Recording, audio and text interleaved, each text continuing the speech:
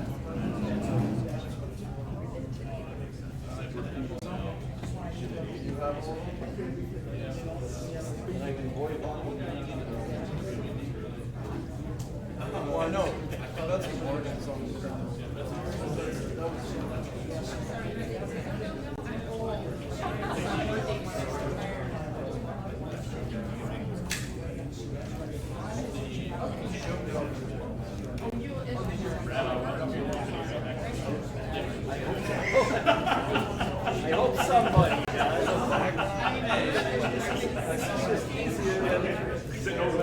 Yeah.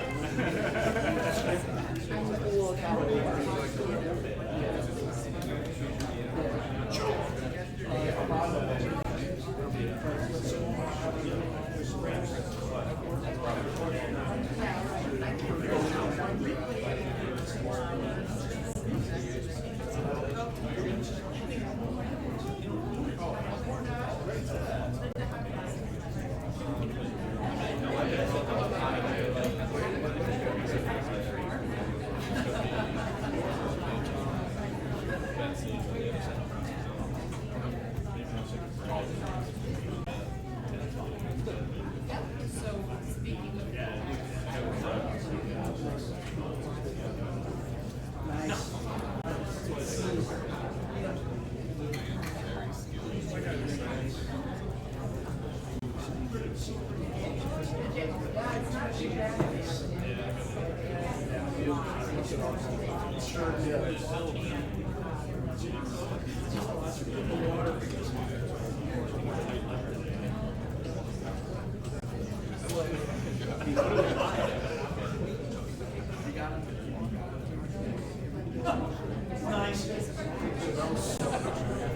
all just awkward.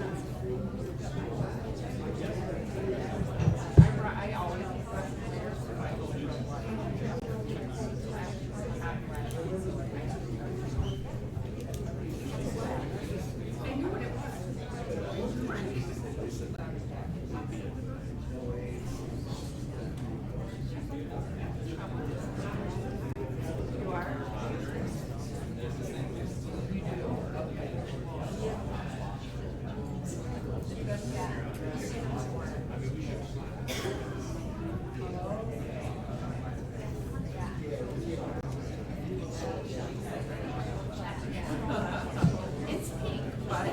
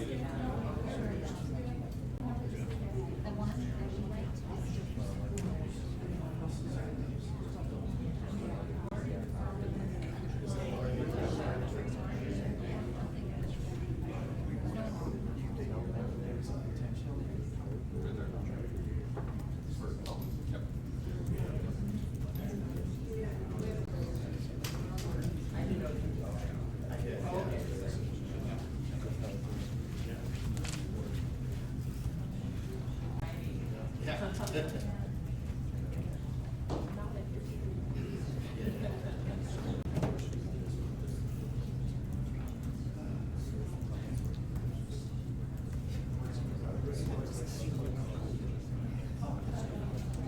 be here 40 years, he's here 42 years.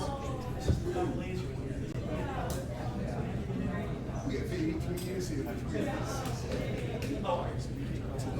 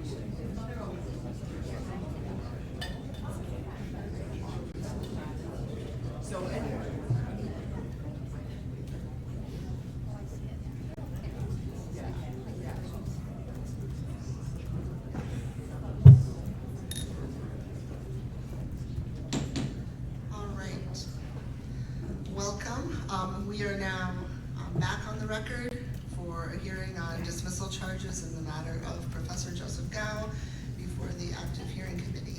This hearing is being audio recorded in accordance with personnel rules. Today is June 20th, 2024. The time is 9:17 a.m. We're meeting in the Omni Center in Onalaska, Wisconsin. Just a reminder that the committee expects that all in attendance will be respectful of the hearing process. And we want to make sure that we are able to do our job, so make sure that you are quiet and keep your cell phones on silent, and all of those kinds of things that we discussed yesterday. Do any of the parties have any questions or concerns before we continue? Our committee members? Okay. So the university administration concluded its presentation yesterday, correct? Correct. The one thing that I will let you know, just for scheduling purposes, is that the university plans to present a rebuttal witness, the Chief Information Officer, David Kim, who can clarify the printer log indicates a November print date, not a January print date, because I know that the report that the expert presented was a little confusing and how it was drafted, I Right. suspect. And that was discussed yesterday. That was discussed yesterday, and so David is available and has looked at the printer logs and can verify the November print date. Okay, and that will go against your time, so that. Yeah, absolutely. We'll do that, okay. Do you want to do that right away, or we'll do it after? I think as it would part of be a rebuttal? rebuttal witness at this Okay. point, because we All didn't right. have him on our witness list. Okay. So we'll start then with Professor Gow's presentation, and then you can also bring any witnesses that you want to bring. Yes, thank you. Good morning, all. We want to start with our first witness and only witness. It's the interim chancellor, Betsy Morgan. So we'll pick up where we left off yesterday. Thank you. Good morning. Hi. So let's begin.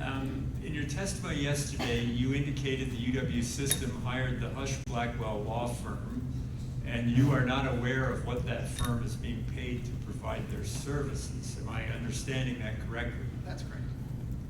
Were you aware that Hush Blackwell asked me to come to one of their offices in Chicago, Minneapolis, or Madison for a 3-hour interview that would be recorded? I knew that you'd been asked to be interviewed. I don't remember the specifics. Were you interviewed by Hush Blackwell? I was not. Were you aware that I would want to have an attorney present, and I was waiting for the Foundation for Individual Rights and Expression to provide one? I knew that you had the right to have somebody with you, and you had indicated that you were trying to secure an attorney. And if we could show, please, Professor Deason, start with 139, please. And this is exhibit, it's it's the collection of exhibits associated with the report. Now, I guess we're going to need to blow up that type if you can, please. It's I don't know about others. Yeah, that's good. Okay.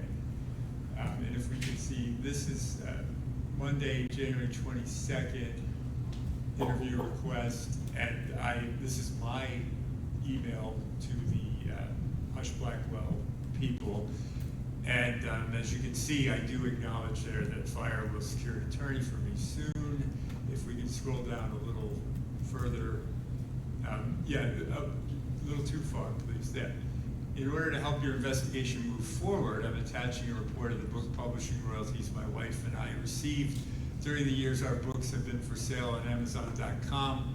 As you'll see, there was never a year in which we received over $1,000, the threshold for reporting on my annual statements of economic interest, and therefore, I didn't need to report on it, and so on.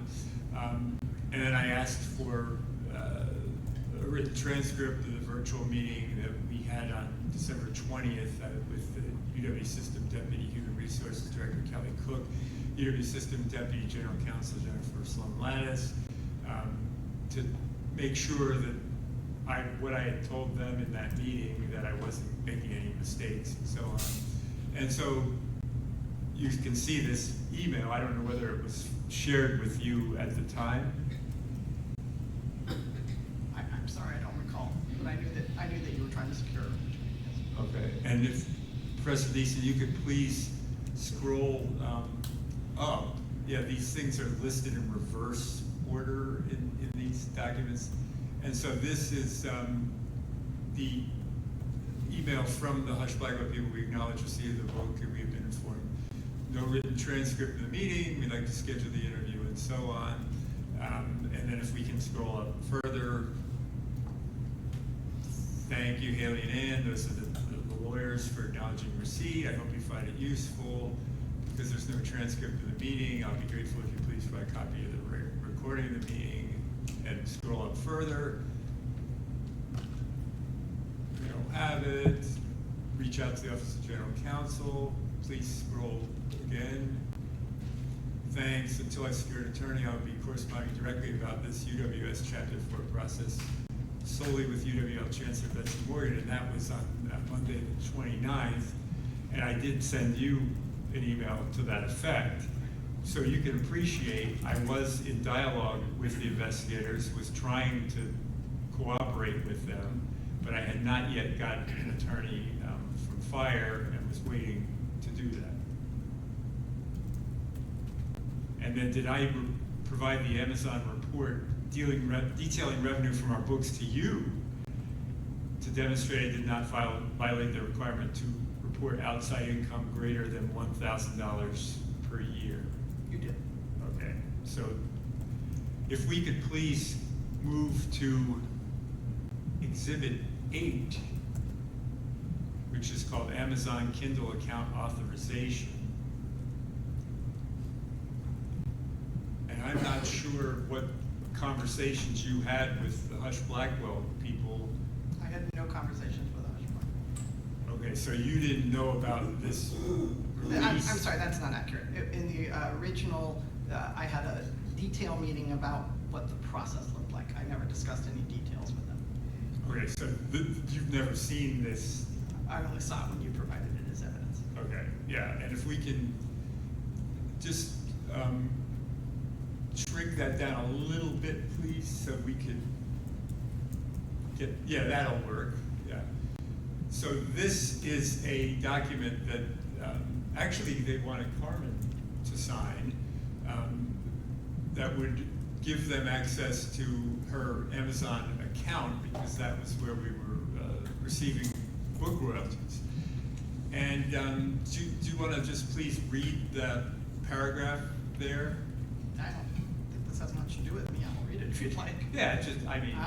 I blank hereby authorize you to release the following records and documents generated in connection with the above referenced Amazon Kindle Direct Publishing account, user registration data, comma, records, logs of payments, comma, subscriptions, comma, and tips, comma, tax forms, and any other financial records pertaining to my account from January 1st, 2012 through February 29th, 2024.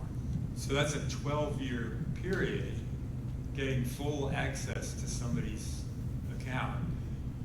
I don't know about you, but I would be reluctant to grant that. What would you have done? I have absolutely no idea what I would have done. Sorry, I can't. And do you find it a little unusual that the first book was published in 2016? They're going 4 years earlier, and I mean, it's a 12-year period. I have never been an investigator. I've never been involved with an investigation like this until now. I have no idea what the standards are. So could you understand why we were reluctant to sign that document? I have no comment on this. Okay. In the email I sent to you on February 8th, I provided the Amazon report to you. Did I also offer to respond to Hush Blackwell questions in writing while I was waiting to be assigned an attorney from fire? I recall an email where you indicated you'd do it in writing. I don't remember if that was the exact date, but certainly there was an interaction, yes. If we could see Exhibit 7, please.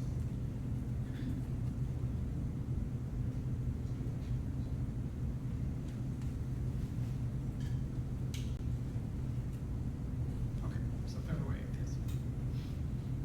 I think it goes up, yeah. That's because this is in response to your email. Thank you for writing Betsy to update me about your investigation into President Rosman's complaint about the statements of economic interest I filed from 2007 to 2023. And I give you the report, and then I regret that you do not have the patience to wait until I have secured legal representation before concluding your investigation. I would very much like to participate in it.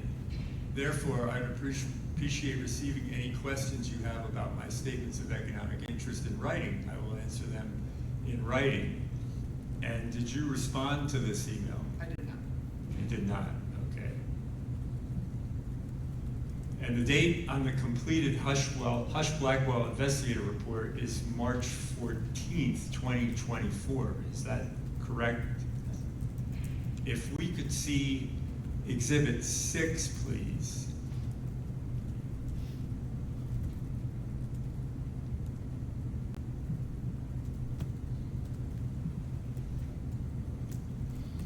And that one's an email following up from fire, and the date on that is Wednesday, March 20th. So that would be 6 days after Hush-Blackwell made their report, correct?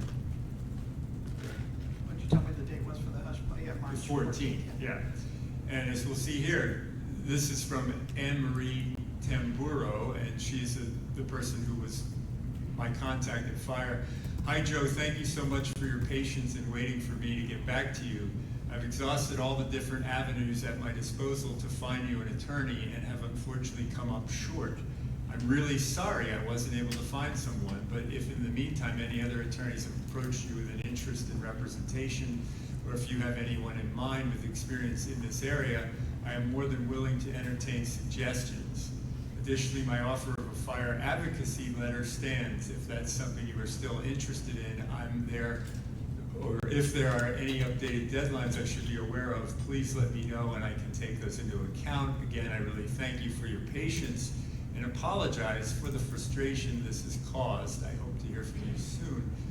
You wouldn't have seen this email, but surely I have been saying all along I was waiting to get an attorney from Fire. I provided the information that I could provide, and I was not failing to cooperate with this investigation. As we covered yesterday, I don't see it that way. I do see it as failure to cooperate. We have, when other faculty have been under Chapter 4 proceedings, they have either used their own funds to secure an attorney, or they bring somebody other than that. You were on full paid leave for the entire time, and you had time to secure an alternative to Fire should that not have worked out. And there was a fair amount, that, like you talked about, this has been a long arc, and so to move this along, we were hoping still to get, for instance, to this hearing before the end of the semester in the same ways that you were, the faculty was still on contract, but that wasn't going to happen with that kind of timeline. Have you ever hired an attorney? I had a divorce attorney, yes. Yeah, and they get several $100s an hour. So there's a big difference between me having to pay for an attorney and having a great advocacy organization say we'll provide one at no cost. I completely understand that. Would be understandable that I would be waiting to get the pro bono. I understand it, and I'm telling you, faculty in other positions have had to use their own funds to secure attorneys when they're under investigation, if that's what they choose to do. Given all the dialogue that we've shown here and cooperation under highly unusual circumstances, how can you say that I refused to cooperate with the investigators and you? I think as we showed yesterday, there were multiple opportunities for you to meet with them. The fact that you wished to have a pro bono attorney is really your choice. On my side, it was you have been given an opportunity to and been told directly to meet with these investigators over a 6-week period. And do you recall if I was ever told they're concluding their investigation? I don't. I wasn't. So this came as quite a surprise. Now let's turn our attention to another matter. And in your testimony yesterday, you said you first learned of our books and videos in a meeting with UW System President Jay Rothman on Thursday, December 21st, 2023. Now that was 6 days before the Board of Regents fired me as chancellor, and President Rothman simultaneously filed his complaint to have me fired from my tenured faculty position as well. Am I understanding that correctly? Not exactly. When I spoke to President Rothman, what he told me is there was going to be a personnel meeting regarding you with the regents. He said it had to do with adult content. There was no detail that I recall. And that all he needed to know was if they needed an interim chancellor, would I be willing to serve? That was the extent of the conversation. So I did not learn any details about the content until after the regents meeting. But was that just a phone call from the president? Or? Correct. Phone call. Okay, so there was no other meeting with him or anybody else from UW System? No other meeting. It was a phone call to see if I was willing to serve, should there be a need. So you were, I just want to make sure I understand. You received a phone call from the president of the system. He said, we have an issue with the chancellor. Yes. Can you serve as interim chancellor If needed. if needed? And the rest of it, None of the detail. you didn't know any of the detail? No. So when did you first learn the detail? I think when the rest of the nation found out. So that would be like The 28th, I think. 28th, 27th of December? Yeah. Okay. I just want to make sure I have that clear. So there was no meeting to talk about, what are we going to do about this? No. Okay, let's go to Exhibit 5, please. And that's called Responsive Records Redacted. And if you can get to page 29, please. And this, I don't know whether we're going to need, yeah, it's over on the side. And this is information that was obtained through a Freedom of Information Act request. And we have some text messaging there. And we see that it's Friday, December 22nd. If Professor Deason, if you could just, start there. Thank you very much. Friday, December 22nd at 4:04 p.m. So this would have been the day after your phone call. And this is your texting. Oh, absolutely. It was that I got a call from Quinn Williams at the general counsel office saying that they needed to secure your all of your computers, and I connected him with Alan Hill. So when you earlier said you didn't have any other meetings with anybody from system, that you forgot this, or? Oh, well, I'm sorry, I didn't consider this a meeting. About the content of your dismissal, they needed me to help arrange for it to get the materials. I didn't consider it. I'm sorry. So the Quinn Williams, the general counsel of UW System. Correct. How did he communicate with you? He called me. He called you. And what did he tell you in the He phone said call? we need to secure the computers from Joe's office and potentially from their home. And I said, how do we do that kind of thing? And he says, traditionally, my memory is that he said, I asked, how do we do this? And because I was at home, I wasn't in the campus at all after that date. And he said, well, traditionally, it'd be helpful to have the police chief. And I texted Alan to make sure he was around and connected the two. Had nothing to do with it after that. So he said we need to get the computers not only from my office, but from my home? That's, my memory is, he just said your computers, Joe, that's what I remember. And so I knew that Alan was gonna be involved in the materials from your office, and I know, I think at the time, there was some conversation about whether or not you were physically in town, but I don't remember anything beyond that. Well, let's see what the text reveal. So that's you texting to our chief of police and the general counsel for the UW system on that Friday. So if we could start up, scroll back up, please. Yeah, great. This is you. Good news. Our outstanding police chief, Alan Hill, is in town. I'm connecting the two of you. Quinn Williams and Alan Hill. And if you scroll, please. Quinn, please send, I guess maybe that's a typo, please send appropriate Office of General Counsel instruction to remove the laptop to his email or whatever is the normal route. So I think I know what that means, but. I think Quinn had said to me that my memory is that Chief Hill had said he's not gonna do anything until he has appropriate authorization, and that was about getting the authorization to his email. And I'm curious, it says to remove the laptop. Why was that the focus?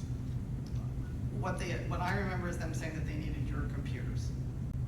That's all I do not remember thinking on that. Well, that says remove the laptop. It Yeah. doesn't say remove the computers. Okay. They were talking about your various forms of computer-related materials. Okay, if we can scroll further, please. And then we have Quinn Williams, the General Counsel, saying, thanks, Betsy. And then we keep going. Okay, there, now we're back to your text. Yes. Alan, that'd be Chief Hill. As soon as the laptop is secured, and we're not 100% sure that it's in his office, but if it's in his office, it needs to be FedEx to the following. So again, the focus is on the laptop. There is a real desire. Can you explain that? I mean, it doesn't say get his desktop computer, which would obviously be in the office. Joe, I have to tell you, I don't know whether you have a desktop or a laptop. It could have been me being, casual with the idea of laptop being computer, because mine's a laptop, so I tend to use that as the generic, but I do not recall any distinction between types of computers in the conversation.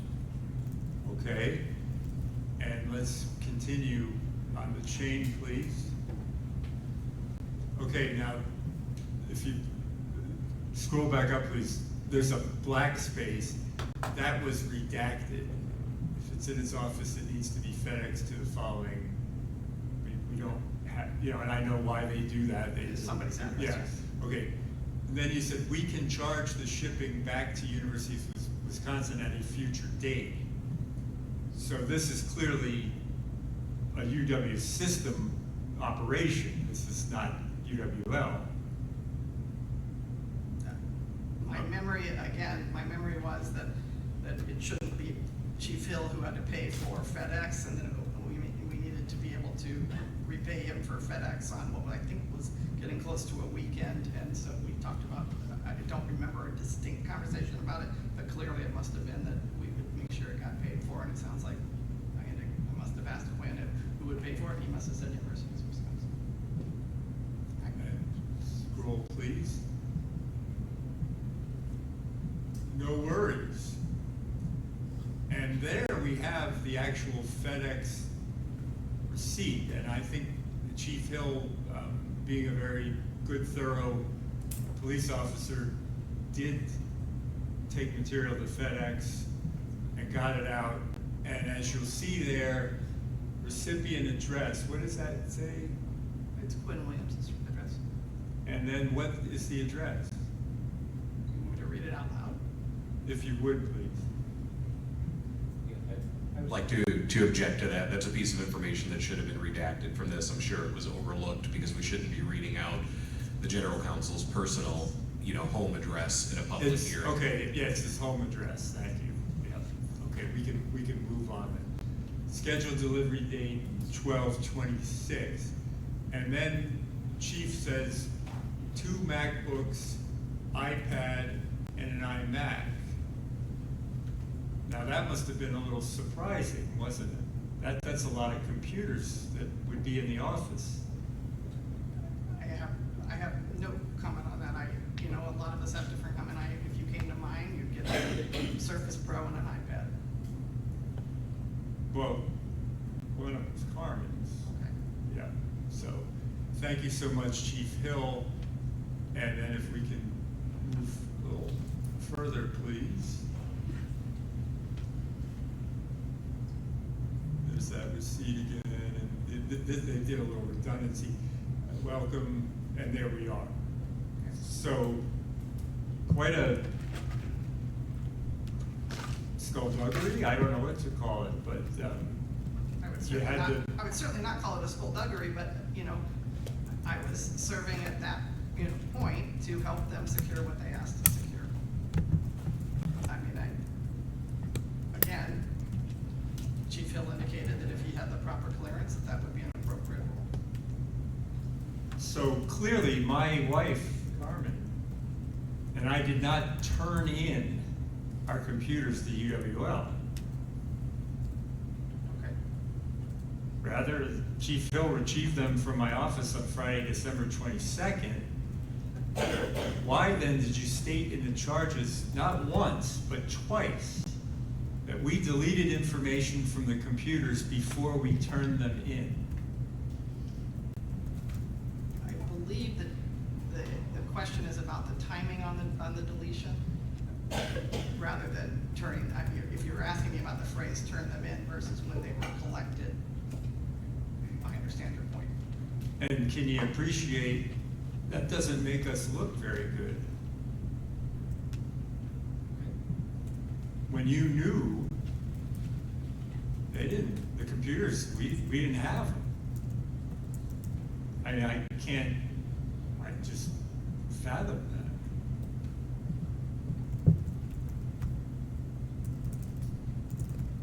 Do you know, is there any evidence that we deleted information? All I have is the same investigative report that everybody has. Which, by their own admission, is flawed. I think that we'll hear about that later on when we're able to do the counter. So you and UW's General Counsel, Quinn Williams, ordered Chief Hill to obtain the computers, and this is about 4 p.m. on Friday, December 2nd, 5 days before the Regents fired me, and 5 days before President Rothman filed his complaint. And we know from the receipt, Chief Hill got those computers to FedEx about 5 o'clock that afternoon. Why was it so urgent to have the computers removed and sent on that day? I can't answer that, Joe. That was a directive from Quinn. And do you know why the computers were sent to his home address? That I do remember. There was a conversation because it was a holiday weekend, that there was a concern that normally my understanding is it would go straight to the investigators, but I don't think they had secured investigators, and there would be no one to receive them at the system office, and that's why he made that decision.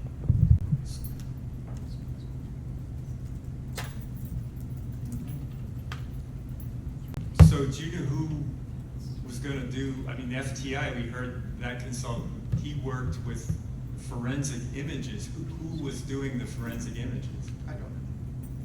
So you haven't read any of the report? It says in the report. It says a lot in the report, but, you know, my understanding was that system had secured an investigative team, and that was going to involve, Bush Blackwell was going to coordinate the entire thing. And I know that there was some conversation about not having our own IT people, you know, except to help facilitate, that we were all helping to facilitate. So if we could go to page 27, which will be up above the text exchange.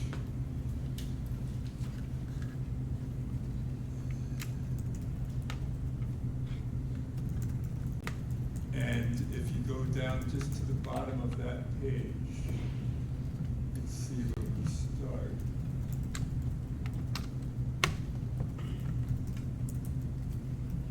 Yeah, back up, please.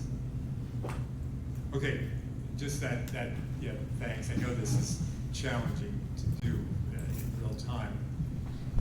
This is an email that was part of these records from Eric Thompson, who works for a firm called Data Narrow, and that is in fact the firm that Mr. Hui indicated did the forensic imaging.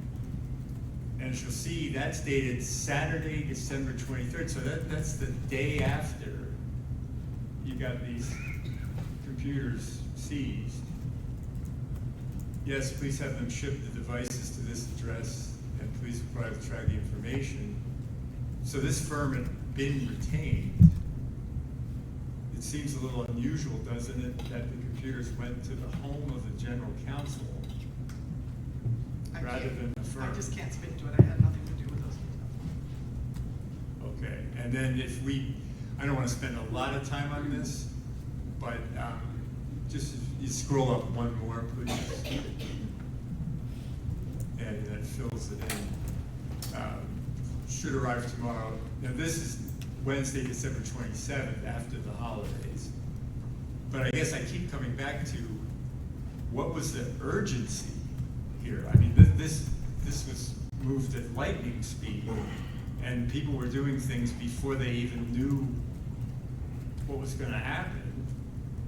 Joe, I just can't speak to it. It wasn't, my job was to help system legal to get what they needed. That was my job. I can't speak to what So their thought you were process just was. doing your job, and yeah. At that point, that's what I was doing. And as you can see, the subject there is RUSH, Forensic Image Collection. What was the urgency? You don't know, do you? I could only conjecture, and I don't think that's appropriate. Do you think it's possible that the UW system leadership and attorneys were hoping to find damning evidence to enable the Board of Regents to fire me completely on December 27th without needing to go through any of this Chapter 4 process? I have no idea, but I don't believe that they can do that. My understanding of Chapter 4 is that if we're dismissing a tenured faculty, this is the process we use. But I am not a scholar on this. That's all I have for the witness.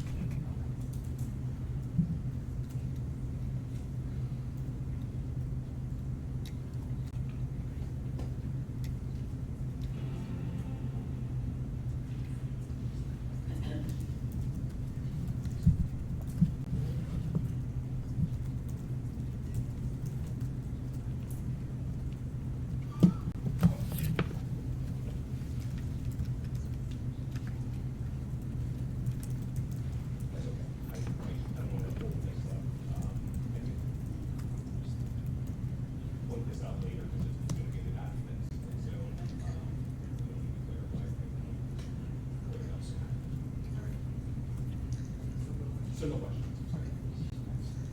Right, so, I was looking to see if they had questions. do you guys I'm have happy to any finish. questions for any from the committee? Okay, thank you. Do you have other things to present? I think we're ready. I mean, I guess if there's this interest in revisiting the FTI report, certainly then we'll see whether we have questions on that. I think that's fair. So if you wanted to bring the witness about the report, is that possible? Yeah, it's not David, it's not the draft. Right, report, it's yeah. clarifying the. To clarify that. I don't.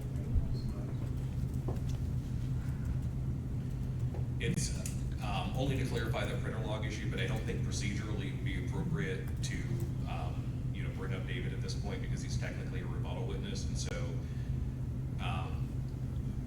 that evidence will be introduced solely for the purpose of establishing that date. We're not opening up a whole new line of, computer questioning. He was not a primary witness.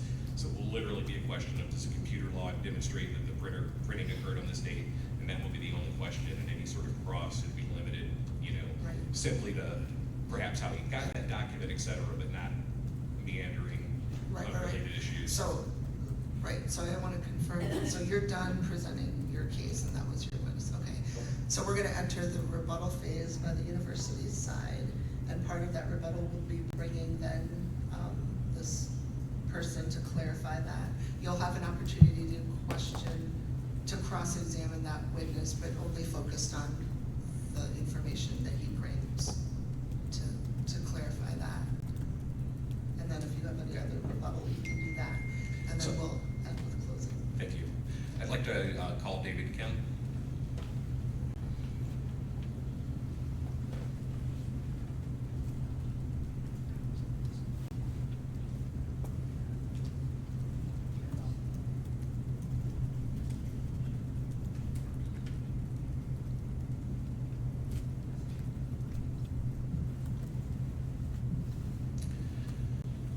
Thank you for agreeing to help us, clarify some information here. Can you, for the record, can you please state your name and your job title? Yes, it's David Kim. I'm the Chief Information Officer. And what, can you just give a brief overview of the job duties that you perform? As the Chief Information Officer, or in this, yes, so Yeah, as a chief. So I primarily oversee the Information Technology Services Department. And in terms of the role that you performed here, there is a reference related to Dr. Gow's iMac computer, which was his desktop, and there is an indication. The report that was ultimately drafted by our expert has some ambiguity. Are you familiar with the X-Hamster document that has been referenced related to this matter? Very little, but yes. And as part of your job duties, did you obtain printer logs, related to that document? Yes. For clarification, as far as the computers are concerned, that was not my part, but the small part was just to get the print logs from the printer itself. And can you tell me what date the printer log indicates the X-Hamster document was printed? For clarification, there was no specific document requested of us. The only thing that was presented to us was a date in which that was printed and the person or the account. What we did discover in the logs was the X-Hamster on that specific day of 11/27, around the same time that was requested of us. Okay, thank you. So cross-examination. So you played no role in you just said, seizing the computers and analyzing them. No, sir. And why do you think that was? I have to object to that question. That's not related. Whether or not why he may have been involved in analyzing is not related to that specific document. Well, of course it is. He's involved in it now. Why couldn't he be involved in it then? That's an argument you're making towards what appears to be a conspiracy, theory around alleged improper handling, potential improper handling of computers, and that's not directly related to this document. Oh, okay. Well, Thank you. Yeah, we'll for the cross, we do want to just ask about this specific, really small thing. I don't want to be a conspiracy person, so yeah. Thanks. Thank you. Okay, thank you. Okay, so you have some other time left. Do you have any other? You mean we're done? Okay. So each side now will have 10 minutes for closing, so. Oh, we're not done. Can we take a 5-minute break we or 5 to 10 minute break absolutely. before? Let's do that. I don't even need that, but yeah, we can do a 10-minute recess for people to prepare those. So let's do 10:10. We'll reconvene. Thank you.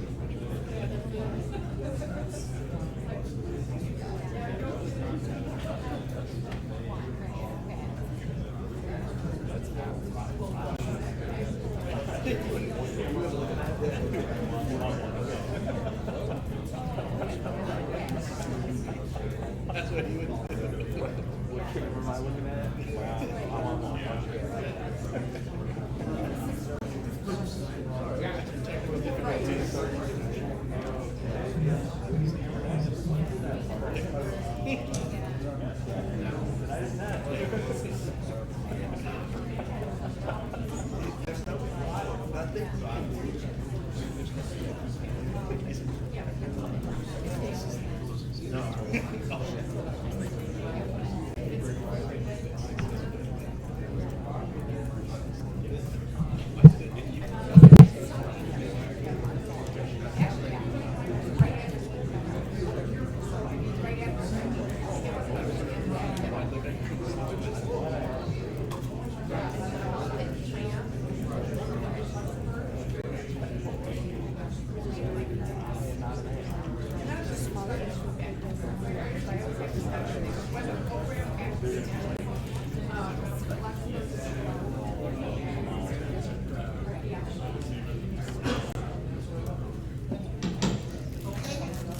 so we're gonna do the closing argument segment of the hearing, and we'll start with up to 10 minutes for the university side. Thank you. Good morning, Chair Galbraith and members of the Active Hearing Committee. I would like to start by thanking all of you for being here and engaging in this process, particularly during the summer when you're off contract. I know that providing service of this nature is not an easy undertaking, and the work that you are contributing is greatly appreciated. Under Safransky versus Personnel Board, just cause exists when a tenured governmental employee's conduct can reasonably said to have a tendency to impair the employee's performance of duties of the employee's position or the efficiency of the group with which the employee works, or is so substantial, oft repeated, flagrant, or serious that the employee's retention in service will undermine the public confidence in the employer's service. The university has provided evidence that establishes a just cause to terminate Dr. Gow's employment. Dr. Gow has violated university policy and has undermined the trust the university once had in him. More troubling is that he just doesn't seem to get it. I will not exhaustively restate all of the evidence that has been presented here today, in the last 2 days really, but I will cover some highlights. There's no question that Dr. Gow engaged in insubordination. He received multiple clear directives from Dr. Morgan to cooperate with investigators and with the investigative process, and failed to do so. His refusals have harmed this process. Making a decision to terminate anyone is a very serious undertaking, and the institution, the employee, and the committee should have the best available information. We do not. At times during this proceeding, Dr. Gow has repeatedly uses phrases along the lines of, "Would it surprise you to know?" before making a particular assertion. Had Dr. Gow cooperated with the investigation, there would be no need for surprises here. It is reasonable for the committee to infer that Dr. Gow refused to participate in the investigation because doing so would not benefit him. Interviews with investigators would establish a record, and he would be locked into statements, making it much more difficult to introduce new surprises here. In addition, he was paid approximately $50,000 for the spring semester and failed to perform his only assignment. The fact that he is a tenured faculty member should not excuse this conduct. Credible evidence supports the conclusion that Dr. Gow violated the university's acceptable computer use policy. Login credentials for pornographic websites were recovered from the laptop computers, and the ex-hamster form was found on the desktop. November of 2023 is in alignment with the period in which Dr. Gow was making his adult content more publicly accessible, so that is also aligned with the facts here. Dr. Gow did not maintain a complete separation between his hobby and his workplace. It is unfortunate that Dr. Gow has advanced a conspiracy theory to try to distract from the report's findings, particularly given his prior role as chancellor. That is a very serious allegation, and no evidence has been introduced by him to support it. Moreover, had Dr. Gow participated in the investigation, the university would have been able to directly address the forensic findings and incorporate his responses into the report. Dr. Gow is engaged in a range of unethical and potentially illegal conduct. He had a business relationship with Ms. Hartley when he brought her to campus in 2018 and failed to disclose this information. He now asserts that monogamy with benefits and marriage with benefits are not really autobiographical, and statements such as "all events are described are true" are part of a nonfiction novel literary style, and that the words do not mean exactly what they explicitly say. However, he provided zero clarification regarding what liberties may have been taken, what is truthful in there, what is not truthful. Notwithstanding the modern critiques of the ethics surrounding so-called nonfiction novels, I have a few comments on this. It It would be reasonable for the committee to find that the statements in Dr. Gow's books are more credible than his statements here. As a practical matter, even if the nonfiction novel assertion were true, how would any member of the public know this? Books are still damaging the university's interests as a result of Dr. Gow's actions. Finally, I respectfully direct the committee to exhibit UWL-107E, which is a video copy of the interview that Dr. Gow participated in for the Sex Party webcast show. From approximately minute 4 through minute 6, Dr. Gow admits to illegal conduct that mirrors one of the encounters described in Monogamy with Benefits. So at least for that encounter, it would appear that was accurately related in the book, because there's certainly no warning given on that podcast that any liberties are being taken with facts. As I said yesterday, it is Dr. Gow's repeated poor judgment that has led to this point, and the concern has been amplified during this hearing. Dr. Morgan has filed charges against Dr. Gow because of inappropriate conduct that is damaging to the integrity of the university, insubordinate conduct, and the erosion of trust, conduct that overlaps during the time he was chancellor. We established that when Dr. Gow brought Nina Hartley to campus in 2018, a decision he was reprimanded for, he had a pre-existing business relationship with her. They filmed adult content together. This was not disclosed at the time and has only recently come to light. During this hearing, Dr. Gow clearly stated he does not believe that he had a business relationship with Ms. Hartley or any conflict of interest. By any reasonable measure, he is wrong. During questioning yesterday, Dr. Gow did not even admit that during the time he was chancellor that he routinely directed employees to perform various tasks. I'm not even sure how it would be possible to be chancellor and not delegate and assign people to do tasks. Dr. Gow sparred with Dan Shannon and was able to admit that his refusal to participate in the investigation was in any way inappropriate or insubordinate. Again, he was wrong and argued more about insubordination today. He went back and forth with Dr. Morgan, unable to seemingly even consider some of her perspectives stemming from her work as interim chancellor, cleaning up his mess. Through articles, Dr. Gow has clearly indicated that he would be open to discussing his hobby with students if he returns to the classroom, and he has also indicated that he has gained great media experience from being interviewed during this process, and that those experiences will be relevant to the classroom.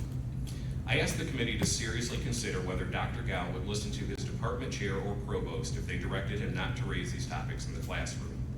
He won't listen to Dr. Morgan when she's in her interim chancellor role. Why would he follow her directives once she is provost? Why would he listen to his department chair? Regardless of Dr. Gow's questionable recharacterization of the books accurately foreshadowed what would happen if his hobby became public. His conduct was premeditated. The university has been surprised during this hearing at the deflection from Dr. Gow on a variety of issues. Ray Cross's and select regents' reactions to the 2018 Nina Hartley matter is what made the matter worse, not Dr. Gow's conduct. His decision to publicize his hobby last fall isn't the issue, it's the way in which President Rothman and the Board of Regents terminated his chancellor position.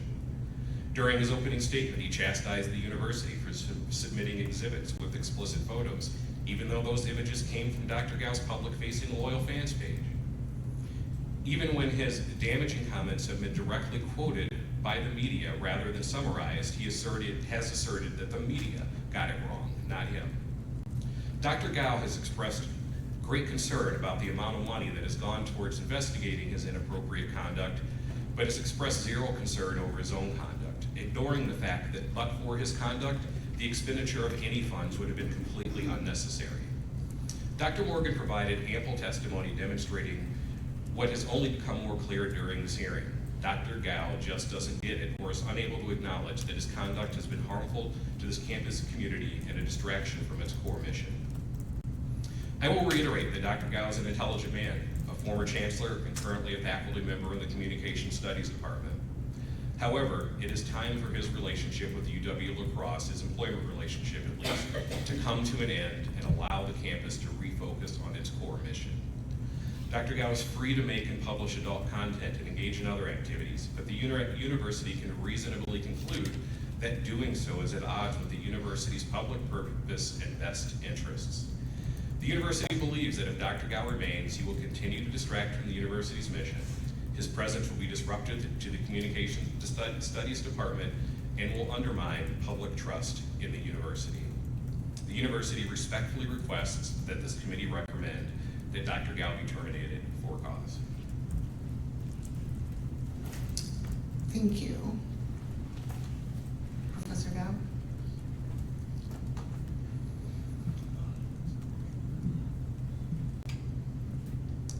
In my opening statement, I acknowledge that yes, my wife Carmen Wilson and I created a series of sexually explicit videos and books. We did so on our own time, using our own money. And as I've shown, we did not intend to profit from sharing those videos and books with other people. Most importantly, we certainly did not want to force anyone to read or view our books or videos. So I want to thank the prosecution in this case for not forcing anyone here to view any images they might find objectionable or offensive. I also want to remind everyone here that the Wisconsin state statute that guides this hearing, UWS Chapter 4, says a tenured faculty member has all the constitutional rights and privileges enjoyed by any other U.S. citizen and can only be dismissed for just cause. The statute further states that the burden of proof for establishing just cause is on the administration. As I've said, I hope you all agree that we're fortunate to live in a state and a country that affords us these protections. Now that the prosecution has presented its case, I think it's clear that they have not proved just cause. They've led us in several unrelated directions, but ultimately they have taken us nowhere. They've alleged Carmen and I caused reputational harm to UWL, but they have not proved it. In particular, Interim Chancellor Morgan has shared that wherever she goes, people approach her to share their concerns, that alumni have expressed their dismay, and some potential donors have indicated they will no longer support the university. We have no doubt these things have happened. However, at the same time, we have had just as many students, alumni, faculty, and staff tell us they find what the university is doing to us to be an egregious overreaction. My point is that the responses are not unanimous, but what is indisputable is that UW-La Crosse has not experienced substantive negative effects. As we've heard, enrollment is stable, the budget remains balanced, and donations continue to flow in. They've alleged, but not proved, insubordination. They've attempted to draw a parallel between my situation and a 2020 case involving a UW Stout faculty member fired for not wearing a mask. The UW Stout case occurred during the height of the COVID epidemic, and as we all remember, at that time, mask wearing was seen as a measure that was required to literally save lives. This was a faculty member that was going into a class saying, "I'm not going to wear a mask." Very different situation. And also, the UW Stout faculty member was on the tenure track. He had not yet earned tenure. The administration is also using their own subjective definition of what it means to participate in the investigation. As I have shown, as I waited to receive an attorney from the Foundation for Individual Rights and Expression, I provided to both the investigators and Interim Chancellor Morgan a thorough report of the Amazon book royalties my wife and I had received. I also offered to answer any of the investigators' questions in writing while I was waiting for a fire attorney. And I declined to sign an overly broad request from the investigators to be granted unlimited access to my wife's Amazon accounts for a 12-year period. So to say I refuse to cooperate with the investigators is simply not true. The administration, the prosecution, also has alleged but not proved that my wife and I violated information technology use policies and viewed pornographic material on our university-issued computers. The FTI consultant, Mr. Bowie, reported that we had identical automatic login information on both our laptop computers for several sexually explicit websites. This is an extraordinary finding, as Carmen was issued her laptop in the fall of 2019 as a resource to use while working on behalf of the UWL Foundation, work that never materialized. And so while she opened her laptop computer one time, she did not ever use it, and it sat in its original box in my office until Chief Hill retrieved it on December 22nd, 2023. We never created those login accounts, and while we cannot definitely prove that, the following statements are factual. The adult websites listed do not require an individual to create an account and log into that account to view adult content. accounts with login information are only required to post content. As noted in the evidentiary documentation, and during this hearing, we do not deny using our home personal computers, and I want to emphasize that, our home personal computers, to post material on Xhamster, Pornhub, Loyal Fans, and OnlyFans. But we never used UWL issued computers to visit or post anything on those 4 sites or any of the other 5 listed in the FTI report. So we would have no reason to create those accounts. We have no idea how those accounts became associated with our computers, but I can assure you we did not create them. The other evidence that we used university computers to visit pornographic sites is email in my spam folder. I hope you'll agree that no one should be penalized for junk mail, spam, they did not request. Again, the only evidence cited that we viewed adult content is circumstantial and suspect. The forensic experts found no browsing history of visits to sites containing pornographic material, and I want to remind you of that. There has never been any evidence that we visited sites containing pornographic material. I reiterate that one reason, the one that Occam's razor claims is most likely to be true, is that we simply never browsed adult content on our university computers. Ultimately, however, the most egregious assertion made against us is the claim that we deleted information from our computers prior to returning them to the university. An assertion listed not once, but twice in the charges lodged against me. As we have shown, this is an outright lie. We did not return our computers because they were taken from my office on Friday, December 22nd, under the direction of Universities of Wisconsin General Counsel Quinn Williams and UWL Interim Chancellor Betsy Morgan. Most importantly, we didn't delete any information from the computers before those computers were shipped to the home address of the General Counsel, launching a very unusual chain of custody for the devices.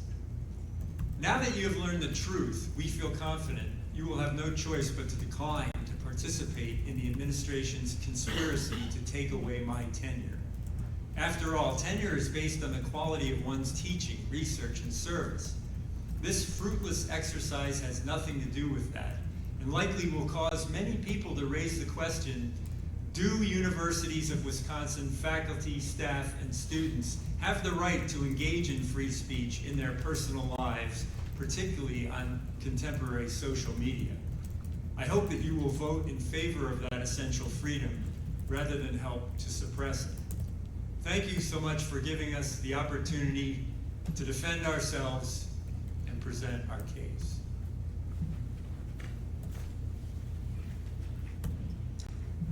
All right, thank you. So I now declare the open portion of this hearing concluded. It is 10:30 a.m. Thank you for your attention and participation in this process.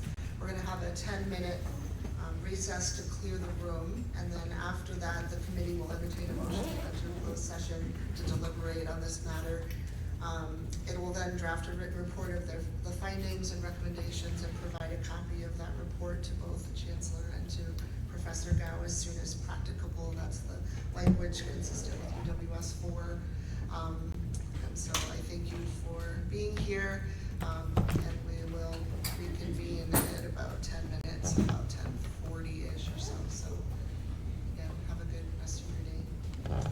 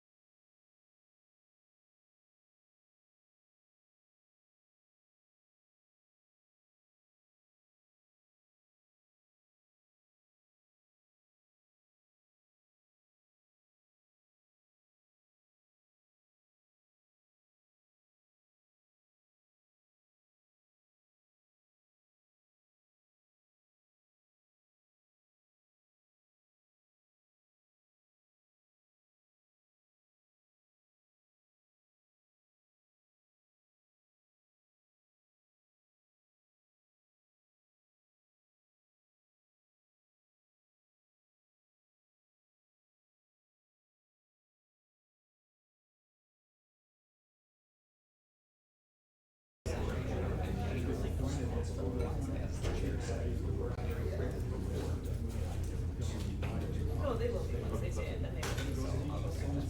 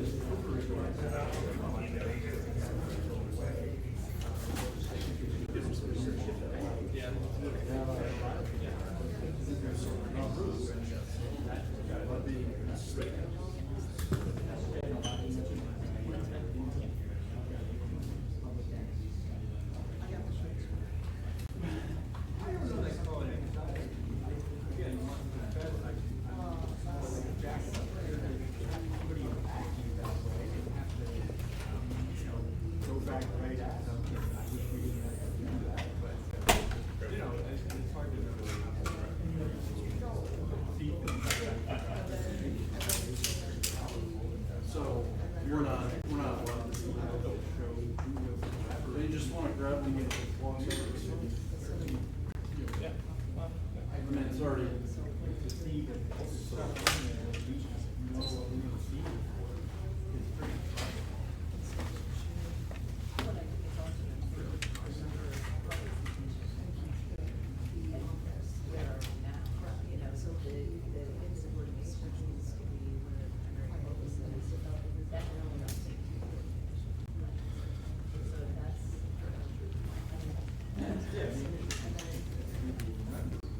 Did I fail to disclose my book royalties on the appropriate